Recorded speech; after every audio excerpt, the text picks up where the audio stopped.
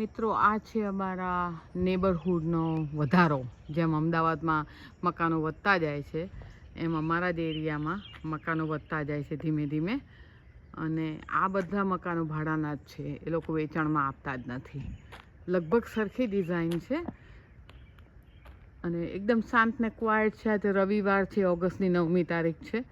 બધા આરામમાં છે. થોડી વખત પછી ઘણા બધા ચર્ચમાં જાય નિયમ મુજબ, અને ઘણી વખત ચર્ચમાં ગયા પછી એ લોકો બ્રંચ ખાવા જાય, એટલે લંચ પ્લસ બ્રેકફાસ્ટ એ રીતે ફેમિલી સાથે ખાવા જાય. એટલે ઘરે રસોઈ બનાવવાની મગજમારી નહીં. અને સન્ડેના પછી તૈયારી કરે, બીજી સોમવારે બધાને કામે જવાનું હોય છે. આમાં લગભગ 100 ઘરો થયા છે બીજા. હવે આમાં ડેક દેખાય છે. અહીંયા માણસોને વિન્ટર ના હોય ત્યારે બહાર બેસવાનું બહુ મજા આવતી હોય. બહાર બેસીને નાસ્તો કરતા હોય અથવા તો બારબેક્યુ કરતા હોય. એટલે દરેક મકાનોમાં ડેક છે. સૌથી નીચે જોવો મકાન તો આ નીચે કશું છે જ નહીં ખરેખર. ઉપરના ભાગમાં દેખાય છે એમાં કિચન હોય છે, અને એની ઉપર 2 કે 3 બેડરૂમ જે નક્કી કર્યા હોય એ પ્રમાણે હોય છે. આના ભાડા ઘણા બધા છે, પણ તો પણ લેવાઈ ગયા છે. વોશિંગ્ટન ડીસીમાં કામ કરતા હોય કે ફ્રેડરિક મેરીલેન્ડમાં કામ કરતા હોય એ લોકોને આ મકાન સસ્તા પડે છે. અહીંયા ડોગને ચલાવતા હોય છે, એના માટેની બેગો પણ હોય, અને મોટે ભાગે જવાબદાર માણસો સાફ કરી જ નાખતા હોય પોતાના ડોગની પાછળ. મકાનો અહીંયા અડીને થોડા ઝુમખામાં છે, પણ વચ્ચે પાછી સ્પેસ રાખે એટલે તમને એકદમ કન્જસ્ટેડ ના લાગે, જગ્યા ખાલી જ પડી હોય. અહીંયા દરેક જણને એક પાર્કિંગ સ્પોટ મળતી હોય છે, અને થોડી એમના ગરાજમાં હોય છે. ગરાજ નાના હોય છે, એટલે આવડા મોટા ટ્રક ઘણી વખત ના માય, એટલે પણ બાજુમાં સાઈડમાં સ્ટ્રીટ પાર્કિંગ મળે, એટલે બરાબર સાઈડમાં પાર્ક કરવી પડે. એમાં પણ સ્ટ્રીટ પાર્કિંગ છે પણ અલાવ છે. ડેક દેખાય છે, એમાં લગભગ 6 થી 8 માણસો શાંતિથી સમાઈ શકે. મોટા ભાગના માણસો અહીંયા ગરાજમાં પાર્ક નથી કરતા વિન્ટર ના હોય તો, અને અંદર સામાન પડ્યો હોય, અને આ રીતે જે પહેલું નીકળવાનું હોય એની કાર કૂંધી આવી રીતે પાર્ક કરી હોય તો મંડેના તરત ત્યાં નીકળી શકાય, અને પાછોવાળાને મોડા જવાનું હોય. ટ્રેશ મૂકવાનું ચાલુ થઈ ગયું છે, કેમ કાલે સોમવાર છે ને ટ્રેશ લઈ જવાના છે.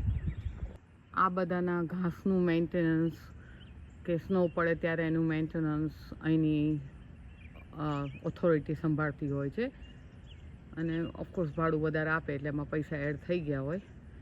પણ આ બાજુના એરિયામાં એવું નથી, એટલે આ માણસે આ સાઈડ એના કરતાં જૂના મકાનો છે, અને આ ભાડાના નથી. ભાડે આપવું હોય તો આપે માણસ, પણ એણે ફેન્સ બાંધી દીધી છે, એટલે કે મારા એરિયામાં તમે આવતા નહીં, એમ તમારા કૂતરા ન આવે.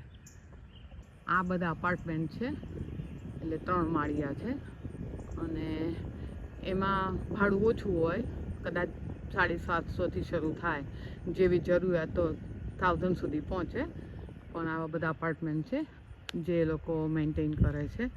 અને મોટું ટ્રેશનું ડબલું બહાર પડ્યું એટલે તમારે ટ્રેશના એક્સ્ટ્રા પૈસા આપવા ના પડે. અને પાછળ જો સરસ જંગલ જેવું છે, એટલે શાંતિ છે. આ રોઝના ઝાડ જો એકદમ બ્લૂમ થાય, દર વર્ષે નીકળીને એટલા બધા આવે, પણ ઇન્ડિયાની જેમ એમાં સુગંધ નથી હોતી, અને ખૂબ વધી જાય છે. નાના ઘરોમાં પણ અહીંયા ભલે નાનો બગીચો હોય, પણ અહીંયા આગળ ફ્રન્ટમાં સજાવવાના માણસોને શોખ હોય છે, ભલે ખાલી સમર પૂરતું હોય છે. આ પાર્ક અહીંયા જો અત્યારે સુમસાન પડ્યો છે, હજુ સવાર જેવું થવાની તૈયારી છે. માણસો રેસ્ટ કરે છે, હજુ રવિવાર છે. થોડા વખતમાં છોકરાઓની સ્કૂલો ચાલુ થઈ જશે, એટલે બધી ચહલ પહલ અહીંની પાર્કની તો આમ પણ બંધ થઈ જાય સાંજ સિવાય. અહીંયા ગઈકાલે કંઈક પાર્ટી જેવું હતું, એટલે એ લોકોએ ટેન્ટ બાંધ્યો હતો, કેમ કે વરસાદની આગાહી હતી અને ધબાકાબંધ વરસાદ પડ્યો હતો, એટલે એ લોકોને આ ટેન્ટ જરૂરી હતો. આ લોકો મેક્સિકન છે, અને એ લોકો હંમેશા બહુ પાર્ટી કરવામાં માને છે. એમાં કોઈ તમને અમેરિકન ખાસ જોવા ના મળે, પણ એ લોકો પાર્ટી કરે ત્યારે કોઈનો બર્થડે હોય તો પાર્ટી કરે. 16 વર્ષની છોકરી થાય ત્યારે કિન્સનાળા કહે છે એને, એની પણ પાર્ટી કરે. એટલે એ લોકો એમ બધા ખર્ચા બહુ કરે, અને અંદર ભળેલા રહે. એમાં બારબેક્યુ કરતા હોય ને બીજું કંઈ ખાવાનું હોય, આઈસ્ક્રીમ હોય ને ચિપ્સ ને એવું બધું હોય. પણ આના ભાડા હોય છે ટેન્ટના લગભગ $160 થી $180 જેવા એક દિવસના. એટલે ઇવન હાઈસ્કૂલમાંથી ગ્રેજ્યુએટ થાય એટલે કે 12મું ધોરણ પસાર કરે એટલે પણ એ લોકો પાર્ટી કરે. પછી કામ સારું એવું વધે પણ એ લોકો એન્જોય કરે છે એ બધું. કેટલાક જાગૃત પેરેન્ટ હોય એ પોતાના છોકરાને લઈને આ સોકર રમાડવા આવે, ત્યાં પ્રેક્ટિસ કરાવે. બ્લેક ફેમિલી છે પણ છોકરાઓને બહુ એક્ટિવ રાખવાનો પ્રયાસ કરે છે. કોઈને પાછળ પણ સજાવવાનો, ફૂલો ઉગાડવાનો એટલો બધો શોખ હોય સમર માટે.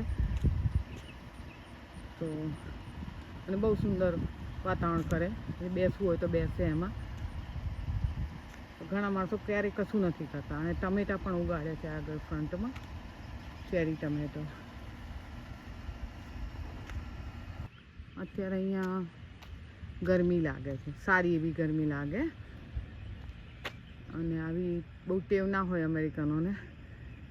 સવારે ઉઠો ને સીધું અહીંયા એમ કે સીધા ઉઠીએ ને 80 ડિગ્રી હોય તો કેવું કહેવાય એમ કે જે આપણે ઇન્ડિયામાં કંઈ નવાઈ નથી. પણ ઇન્ડિયામાં જૂન મહિનામાં હોય ને એવી અહીંયા ગરમી લાગે.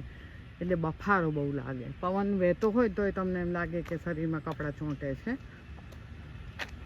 આ એક ઝીનિયા નામના ફ્લાવર્સ છે અને આને ત્યાં બહુ બધી ડર્ટ ને બધું ઉગાડવા માટેનું પડ્યું છે.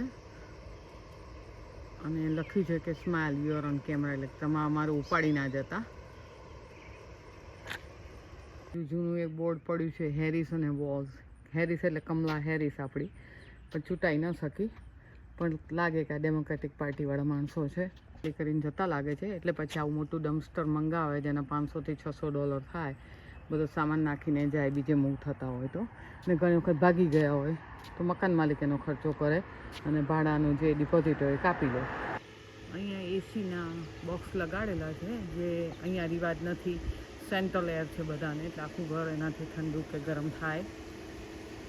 પણ આ લોકોએ કદાચ મૂક્યા હશે કેમ કે એમનું સેન્ટ્રલ એર કન્ડિશન બગડ્યું હોય ને રિપેર થતાં કરાવતા વાર લાગતી હોય. તો ચાલો મિત્રો, આજનો આ વિડીયો સમાપ્ત કરું છું. Please like, share and subscribe. Comment બોક્સમાં લખજો તમને શું જોવું ગમે અમેરિકા વિશે વધારે, તો મને આગળ વધવાની તક મળે. બાય.